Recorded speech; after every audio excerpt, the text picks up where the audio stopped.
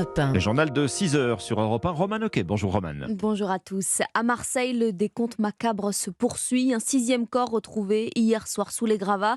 Et ce matin encore, une centaine de marins-pompiers se relaient pour espérer trouver des survivants.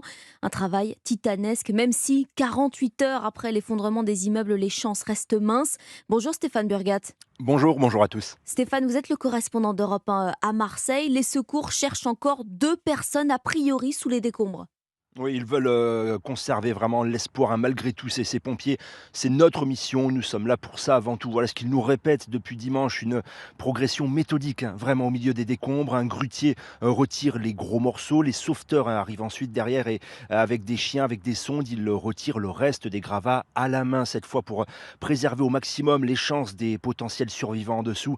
Et ils ne cherchent pas au hasard, écoutez, hein, dans ces décombres, le capitaine de frégate Pascal, commandant de l'opération de secours. On a concentré l'action des recherches sur ce qui étaient les locaux de sommeil et les chambres parce que ça s'est passé la nuit. Et donc on a retrouvé donc des victimes à cet endroit-là. On a terminé d'explorer cette zone et donc là maintenant on soulève les gravats et on cherche à nouveau sur les autres pièces de ces appartements qui sont plus proches de la chaussée. Voilà, qui correspondent en fait aux pièces de vie de ces appartements. Et au lendemain de la découverte, hein, de ces 6 corps dans les décombres, les drapeaux de la mairie de Marseille sont en berne, alors que la solidarité continue avec un recueil des dons, hein, qui va se faire pour les délogés en mairie de secteur. Aujourd'hui, d'ailleurs, certains de ces délogés, ceux qui sont situés en extrême périphérie de la zone de sécurité, pourraient peut-être regagner leur domicile, nous expliquait hier soir le commandement des pompiers sur place. Retour donc pour une poignée de bâtiments à peine, si les conditions de sécurité sont réunies.